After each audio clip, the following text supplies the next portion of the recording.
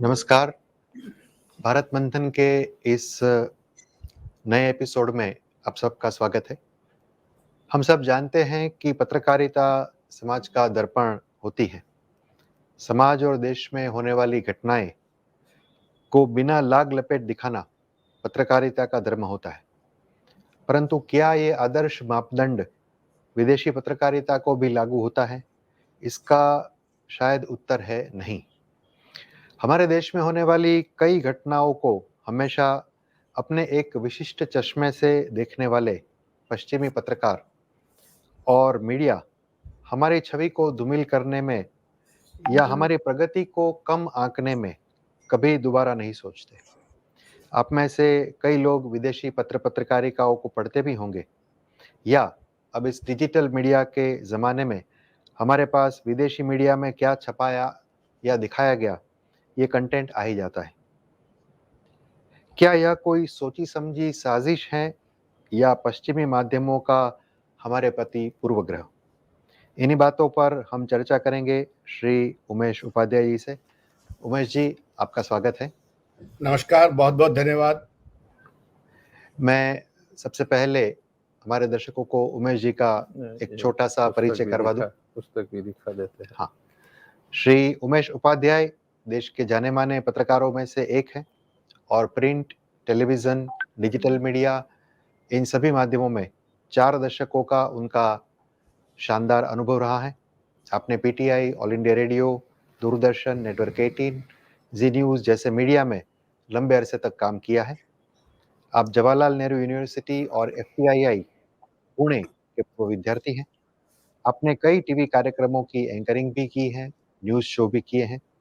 आप मीडिया शिक्षा और प्रवास में विशेष रुचि रखते हैं। आज हम उमेश जी के साथ पुस्तक, जो कि काफ़ी अब चर्चित बन चुकी हैं और बेस्ट सेलर की कैटेगरी में आ चुकी है, इस किताब के ऊपर हम बात करेंगे। किताब का टाइटल है Western media narratives on India from Gandhi to Modi. तो शुरुआत करते हैं। मेरे सहयोगी अल्केश भाई भी मेरे साथ जुड़े हुए हैं। मैं शुरुआत में करता हूँ। उमेश जी, आपने पुस्तक के पहले चैप्टर में इट्स एन ओल्ड स्टोरी में न्यूज़ एजेंसियों की कार्टेल का जिक्र किया है। यह क्या था, इसके बारे में थोड़ा बताइए। धन्यवाद डॉक्टर काशीकर और अल्केश भाई। देखिए, न्यूज़ का जो पूरा का पूरा व्यवसाय है, ये 18वीं शताब्दी में बहुत जोर शोर पकड़ता है। और 18वीं शताब्दी में एक हवास नाम के व्यक्ति थे जो उन्होंने पहले ये काम चालू किया। और मूल बात यह है कि साम्राज्यवाद के जो लोग थे, यानी जो यूरोप के बड़े बड़े शहरों के अंदर लोग थे जिन्होंने ये जो तीसरी दुनिया या विकासशील देशों के यहाँ एक्सप्लोरेशन गए थे, उनसे खबरें मंगाते थे वो लोग, और खबरें मंगा के उनको बेचते थे। खबरें बेची जाती थी ब्यूरोक्रेट्स को, राजा को, डिप्लोमेट्स को, वगैरह वगैरह। तो हवास ने देखा कि ये धंधा बड़ा चोखा है, तो उन्होंने एक एजेंसी बना दी, और एजेंसी हवास नाम की ही एजेंसी बनी, उसका नाम हवास था। अब ये खबरों की जरूरत बहुत पड़ती थी उस समय, क्योंकि इन देशों के अंदर, जिन देशों को उन्होंने जीता था, उनमें क्या हो रहा है इसको जानने की लगातार भूख थी। और मीडिया का जो नकारात्मक दृष्टिकोण है वहीं से आता है। तो पहली एजेंसी बनती है हवास 1840 के आसपास जी। लेकिन इन्होंने देखा कि जब ये इनके दो और साथी थे, पॉल रॉयटर्स थे, रॉयटर्स ने ब्रिटेन में जाके एजेंसी बना ली, एक वॉल्फ नाम की एजेंसी बन गई।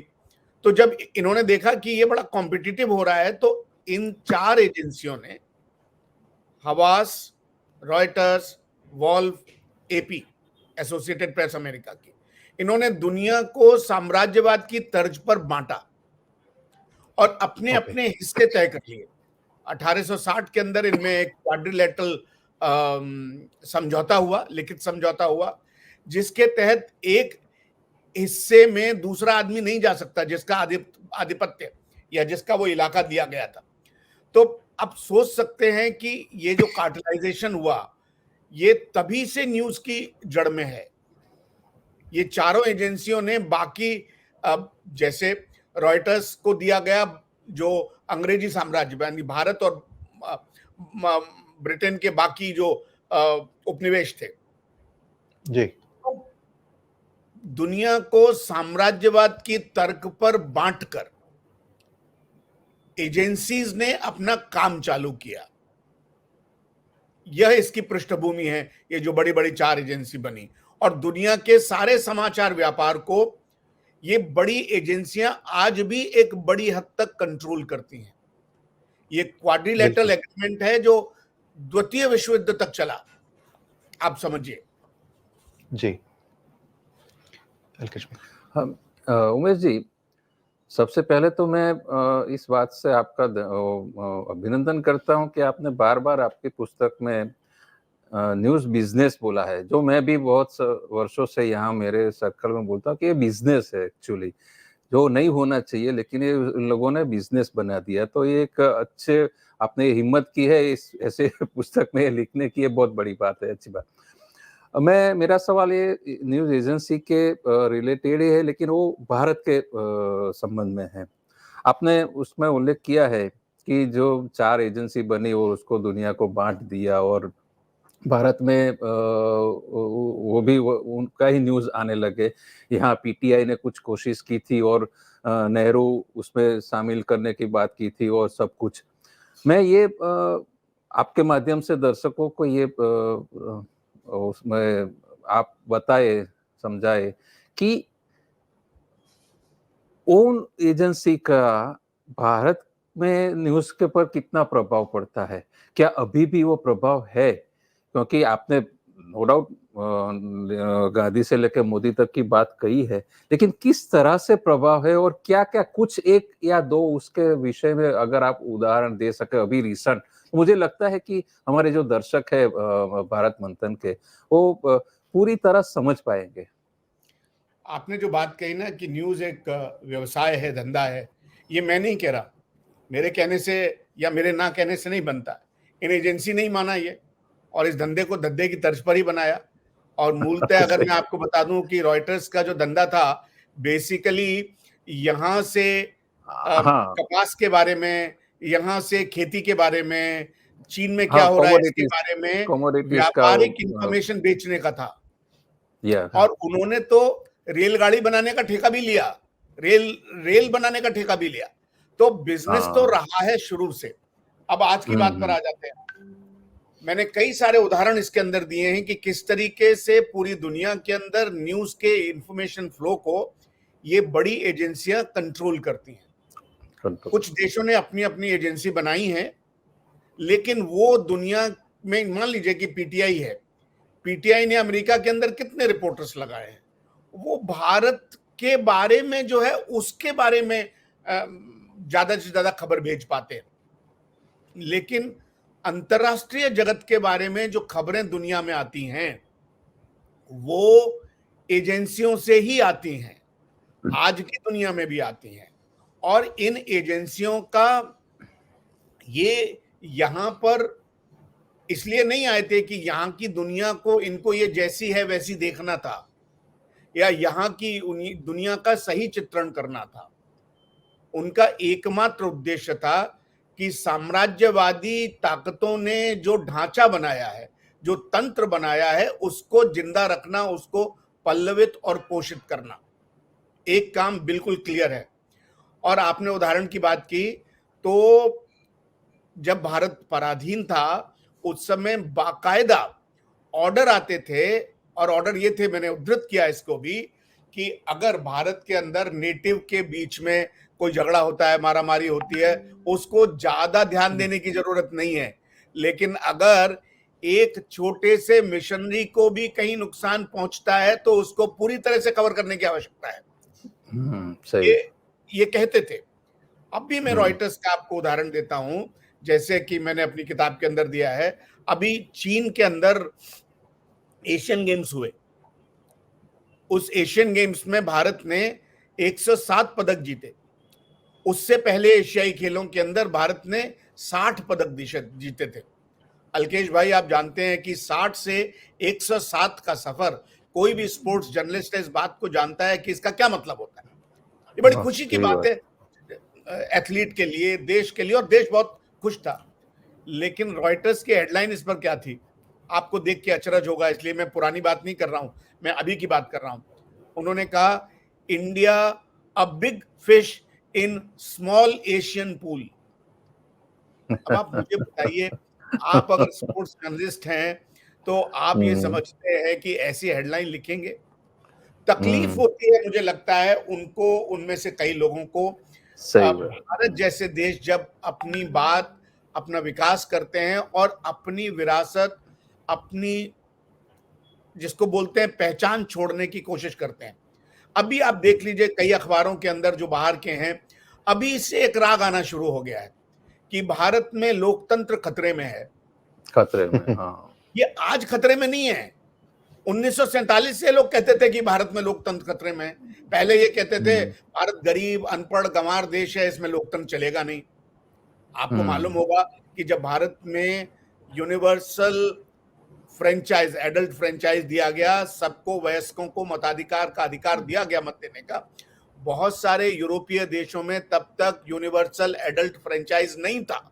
तो उनको ये समझ नहीं आया कि ये कैसे होगा। 70s 80s की आप कमेंट्री दीजिए कि भारत अब गिरा तो तब गिरा, अब गिरा तो तब गिरा, फिर 80s में, 90s में, और अब जब भारत अपनी एक सशक्त पहचान बनाने में लगा है, भाई चुनाव तो हो जाने दो, चुनाव में कोई गड़बड़ी होगी तो बता देना साक्ष्य के साथ।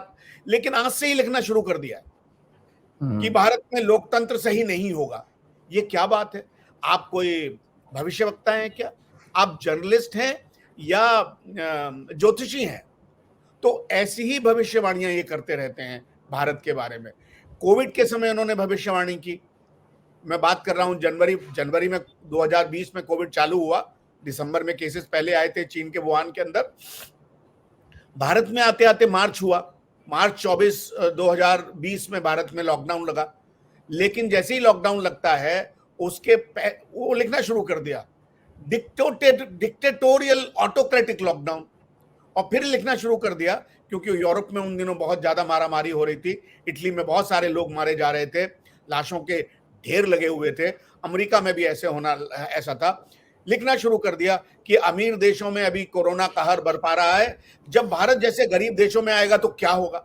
और फिर तुलना शुरू कर दी कि 1918 में स्पेनिश फ्लू आया था, उसमें करोड़ों लोग मारे गए थे, बंगाल के अकाल में 1943 में इतने सारे लोग मारे गए थे। उनको ये कल्पना ही नहीं थी कि भारत जैसा देश सक्षम है, समर्थ है इन सारी विपदाओं से निपटने के लिए। और अब हम जानते हैं 2020 से 2023 आज की बात में कि भारत ने कोविड का सामना दुनिया के कई देशों से, अधिकांश देशों से बहुत अच्छे से किया। लेकिन तब ये कमेंट्री लगातार लिखते गए। तो उनकी ये दृष्टि अभी भी बनी हुई है भारत को इस तरह से देखने की। मैं इसी सिलसिले में थोड़ा अलग एक सवाल पूछना चाहता हूं। आपने अपनी किताब में भी उल्लेख किया है, गांधी जी भी जो हैं वो बीबीसी और विदेशी प्रेस से काफ़ी परेशान थे, खास करके जब हैदराबाद वाला मुद्दा वो यूएनएससी तक ले गए। तो और अभी हमने देखा कि एक विवादास्पद डॉक्यूमेंट्री को लेकर जो है बीबीसी ने काफ़ी हल्ला मचाया था। तो क्या ये बीबीसी और इस प्रकार के जो विदेशी मीडिया है, उन लोगों की इसी प्रकार की टेंडेंसी रही है और आपको लगता है इसमें कभी कोई बदलाव आएगा? नहीं, अभी की डॉक्यूमेंट्री तो बहुत ज़्यादा जो थोड़ी चर्चा में आई, फॉर्मर प्राइम मिनिस्टर, भूतपूर्व प्रधानमंत्री इंदिरा गांधी ने 2 बार बैन लगाया बीबीसी के ऊपर, ताला लगा दिया, किताब के अंदर जिक्र है। और तब भी कुछ डॉक्यूमेंट्रीज दिखाने को लेकर था। कैलकाटा के ऊपर डॉक्यूमेंट्री दिखाई गई थी जिसमें भारत का चित्रण वैसा ही किया जाता है, गरीब, परेशान, और उसके बाद एक बार और मसला हुआ, जब राजीव गांधी प्रधानमंत्री थे, उसका जिक्र किताब में नहीं किया हुआ, लेकिन ये आपको मिल जाएगा कि किस तरीके से आदिवासियों का चित्रण किया गया, घोटुल की परंपरा को कैसे करके दिखाया गया। और इसकी बहस भारत की संसद के अंदर लगातार हुई।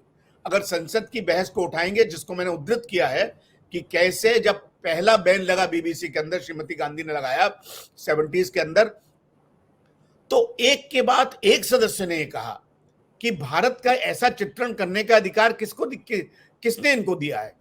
लेकिन भारत के बारे में उनका चित्रण पहले भी यही था, मंगलयान गया तब भी यही कहा कि इतने सारे लोग भारत में गरीब रहते हैं, फिर मंगलयान की क्या जरूरत है। चंद्रयान भेजा गया कि भारत में इतने लाख लोग, इतने करोड़ लोगों के पास शौचालय नहीं है, लेकिन भारत इसरो के ऊपर खर्च कर रहा है। उनकी दृष्टि भारत के बारे में और भारत सहित बाकी विकासशील देशों के बारे में ऐसी ही रहती है, क्योंकि और उसकी बात है डॉक्टर काशीकर, वो ये सोचते हैं कि हम लोग असभ्य हैं, हम लोग जाहिल हैं, बर्बर हैं, आदिम हैं। और ये जो चर्चिलियन थॉट है वहां के समाजों के अंदर, वो परिलक्षित होती है वहां के मीडिया के व्यवहार में, और ये बहुत ज्यादा जिसको बोलते हैं तीव्र हो जाती है जब कोई संकट का काल होता है, जब कोई परेशानी की समय होती है, तब उन्हें इतनी नकारात्मकता दिखाते हैं वो भारत के बारे में। मैं बोलता हूं ना, कोविड के समय भाई आप अपनी चिंता कर लेते ना, आपके देशों के अंदर क्या हो रहा है, भारत के लोगों को क्यों डरा रहे थे आप। मीडिया का एक उद्देश्य होता है, आप और मैं सब मीडिया में हैं, हम जानते हैं, आप मीडिया एजुकेशन के अंदर हैं, अल्केश भाई ने बहुत लिखा है, पत्रकार रहे हैं। हमारे कम्युनिकेशन का एकमात्र उद्देश्य होता है कि हमारे पाठकों, दर्शकों, श्रोताओं के पास सही जानकारी पहुंचे, साथ ही सही जानकारी ऐसे रूप में पहुंचे ताकि वो हताश, निराश, भयभीत ना हो। लेकिन कोई भी जर्नलिज्म इस बात की आज्ञा नहीं देता कि आप अपने दर्शकों, पाठकों, श्रोताओं के अंदर भय, निराशा, असुरक्षा, आतंक का माहौल फैलाए। यही हुआ कोरोना के समय। न्यूयॉर्क टाइम्स, मैं इसी सिलसिले में आप ही के पुस्तक में से एक पैराग्राफ पढ़ना चाहता हूं। श्री उमेश जी ने अपनी पुस्तक में जो चैप्टर है Modi bashing event by the western media, उसमें पेज नंबर 102 पर लिखा है, जो अभी उन्होंने उदाहरण दिया उसी को मैं यहाँ पढ़ के दिखाता हूँ। New York times, in the worst case scenario it was 4.2 million. The total COVID-19 mortality in India in January 2024 was 5,33,412. The total number of COVID-19 related deaths the world over in May 2021 stood to 3,51,93,007 as per the World Health Organization. Sorry, it was 35 lakh. So the New York Times' worst case fatality projections for India surpassed the total death numbers for the entire world. It didn't even make any mathematical sense. This seems completely outrageous.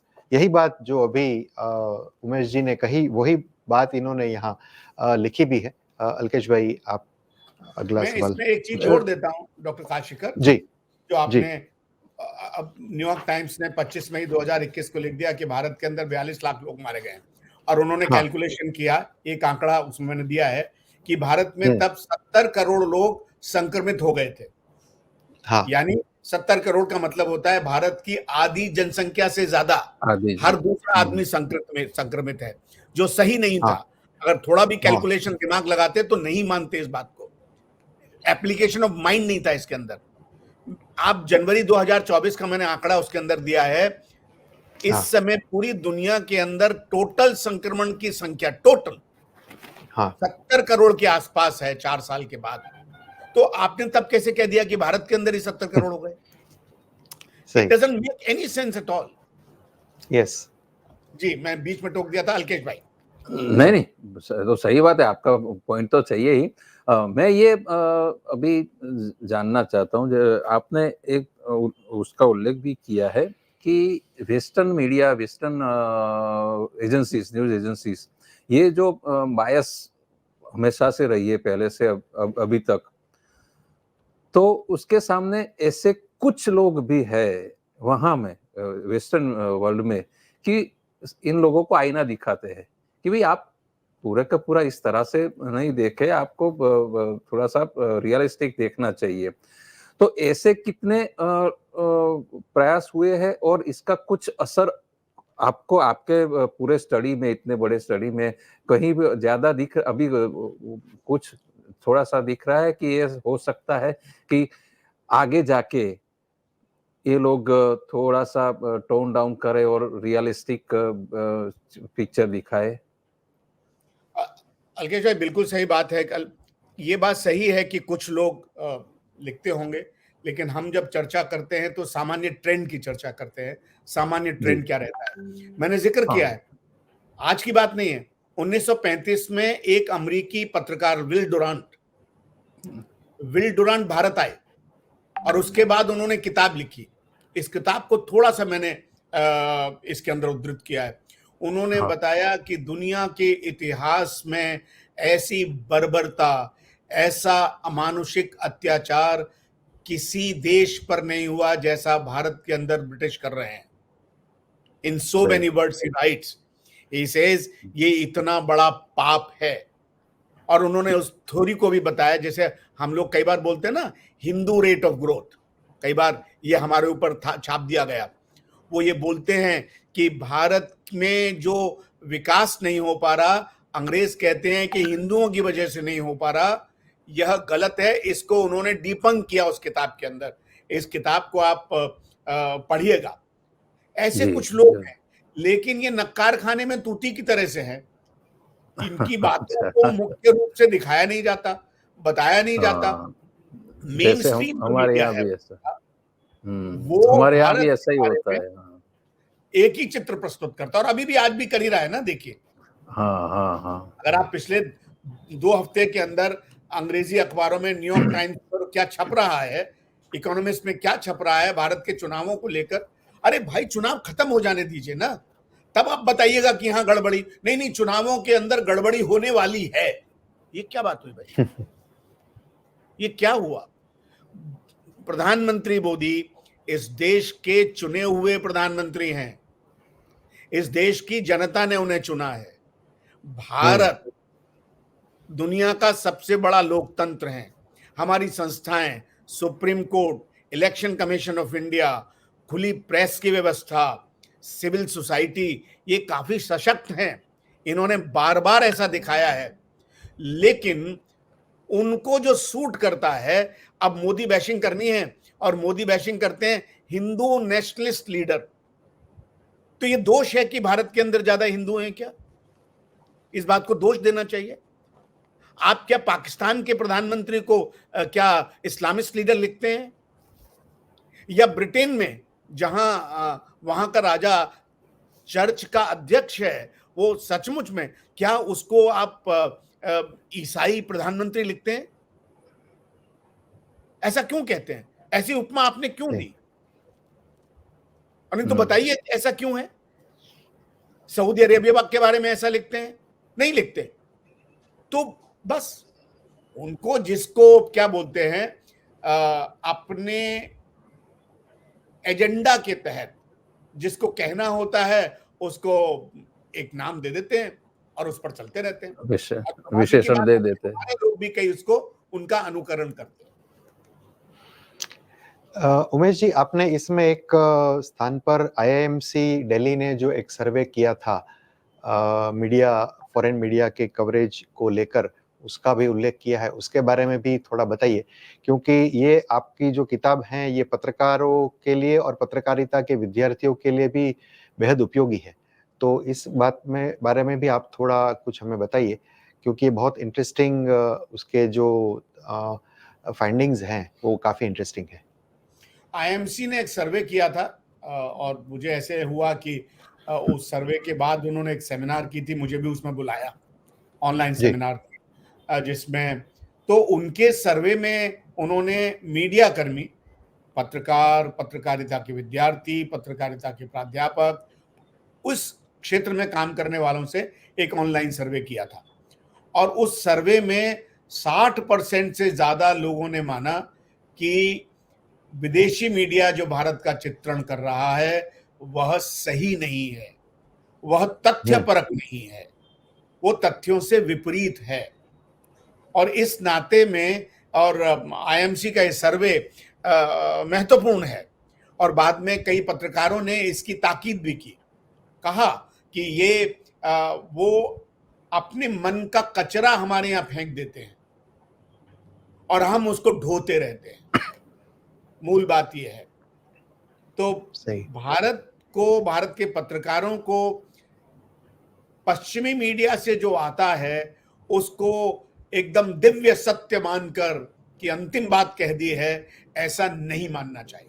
ये सर्वे इस बात को साबित करता है। सही। तो ये जो पूरा माहौल है यहाँ और विदेश में, ये इसको काउंटर करने के लिए हमारे पास कोई ऐसा कुछ है, हम कर सकते हैं? कोई व्यवस्था ऐसी कुछ है, एजेंसी ऐसी कुछ हो जो काउंटर करे और उसके परिणाम स्वरूप धीरे धीरे, अब एकदम से तो नहीं होगा क्योंकि आपने पूरा इसमें दिखा है कि इतने सालों से, इतने दशकों से ये पूरा चल रहा है और आज तक चल रहा है, अभी तक चल रहा है। तो एक किस तरह से आप क्या सोचते हैं पूरे रिसर्च के बाद कि किस तरह से हम उसको काउंटर कर सकेंगे? यहाँ का मीडिया कर सकेगा या फिर जनरल पब्लिक कर सकेगी या पॉलिटिकल लीडरशिप कर पाएगी? मैंने इसमें थोड़ा इशारा दिया है अपने अंतिम चैप्टर के। इसमें दो बातें हैं। एक बात तो यह है, ये पूरा खेल कोलोनाइजेशन ऑफ माइंड्स का खेल है, मानसिकता का खेल। हम अभी भी गुलामी की मानसिकता से पीड़ित हैं। फिजिकली हमारे यहाँ से साम्राज्यवाद समाप्त हो गया, लेकिन कल्चरली अभी भी हम साम्राज्यवादी सोच के, साम्राज्यवादी नमूनों के, साम्राज्यवादी तंत्र के शिकार हैं हम सब लोग। जब हम बात कहते हैं तो सबसे बड़ी बात तो है कि हमारे समाजों को उस समाजवादी सोच से बाहर निकालने की आवश्यकता है। और इन सारे समाजों के अंदर भारत सहित एक ऐसा वर्ग पैदा हो गया है जो वर्ग पश्चिम से आने वाली हर चीज को सही मानता है। आपने हमारे राजनीतिक वर्ग की बात भी कही। हमारे राजनीतिक वर्ग में भी यह इच्छा बनी रहती है कि उनको नोबेल मिल जाए। हमारे फिल्मी सितारों को इच्छा बनी रहती है कि ऑस्कर मिल जाए। संगीत वालों को इच्छा बनी रहती है कि एमी अवार्ड मिल जाए। यानी हम अपनी चीज का वैलिडेशन चाहते हैं। इस मानसिकता से बाहर नहीं निकलेंगे। अब आप मुझे बताइए, न्यूयॉर्क टाइम्स पढ़ने वाले भारत में कितने हैं? कितने ऑनलाइन सब्सक्रिप्शन लेते होंगे? उंगलियों पर गिने जा सकते हैं। मीडिया में भी ज्यादा लोग नहीं लेते हैं। लेकिन ये डिस्प्रपोर्शनेट उनका असर और इन्फ्लुएंस रहता है। कारण क्या है? हमारे यहाँ का प्रभु वर्ग, एक सो कॉल इंटेलिजेंसिया वर्ल्ड, उसको उठाकर उद्धृत करता है। एकेडमिया में इसको उद्धृत किया जाता है, एकेडमिया में इनका साइटेशन दिया जाता है। ये जो पूरा का पूरा तंत्र है नैरेटिव का, ये खाली मीडिया नहीं है, मीडिया उसका आखिरी खंबा है। इससे पहले एकेडमिया, एनजीओ का तंत्र, इंटरनेशनल ऑर्गेनाइजेशन, ये सब इस पारितंत्र को बनाते हैं और जिससे हमारे मनों के अंदर कमतरी का एहसास, इंफीरियरिटी कॉम्प्लेक्स डाला जाता है और सुपीरियरिटी का भाव वेस्टर्न सिविलाइजेशन के बारे में पेश किया जाता है। सबसे पहली बात इस मानसिकता से लड़ने की है। इसमें आपके जैसे जो इंस्टीट्यूशंस हैं उनकी बड़ी भूमिका है। दूसरी बात क्या है, और ये 70s 80s में बड़े जोर शोर से चला था, बाद में खत्म हो गया, कि new world information and communication order बनना चाहिए। देखिए, वस्तुस्थिति ये है आज की डेट में, अच्छा सोचने से खाली अच्छा नहीं हो जाता है। दुनिया के तंत्र के ऊपर, जिसमें इंफॉर्मेशन फ्लो का तंत्र है, इंफॉर्मेशन स्टोरेज का तंत्र है, डिजिटल दुनिया का तंत्र है, कुछ एक कंपनियों का कब्जा है। वो यह तय करती हैं किसको क्या दिखाया जाएगा, कौन उसकी टाइमलाइन पर क्या मिलेगा। इसमें एक न्यू वर्ल्ड इंफॉर्मेशन ऑर्डर की आवश्यकता है। और भारत जैसा देश जिसकी एक खुली डेमोक्रेसी है, स्वतंत्र न्यायपालिका है, जहां सिस्टम्स हैं, पढ़े लिखे लोग हैं, जहां टेक्नोलॉजी वाले लोग हैं, इसमें बड़ी भूमिका निभा सकता है। आपने कहा कि सरकार कुछ कर सकते, मुझे नहीं लगता कि इस सारे खेल में सरकार की भूमिका होती है। सरकार पीछे से सपोर्ट कर सकती है, लेकिन यह बृहत समाज को काम करना है, मीडिया को, एंटरप्रेन्योर्स को, इंटेलेक्चुअल समाज को, भारत की जुडिशरी को इस जिम्मेदारी का एहसास होना चाहिए कि हम इस विक्टिमहुड में नहीं रह सकते। हमको अपनी बात सही तरीके से कहनी है और दुनिया में बतानी है, और दुनिया में एक नया तंत्र विकसित होगा जो मोर क्या बोलते हैं, इक्विटेबल होगा, जो समानता पर आधारित होगा, जो हमारी कहानियों को हमारे तरह से कहेगा। भारत ओरिजिनल स्टोरी टेलर है दुनिया का, आखिर में बात कहूंगा, लेकिन हमारी कहानी हमने तो बताई नहीं, हमारी कहानी दूसरे लोग बताते हैं हमारे लिए। ये अब समय आ गया है कि भारत अपनी कहानी अपनी जुबानी कहे, और भारत में ताकत है।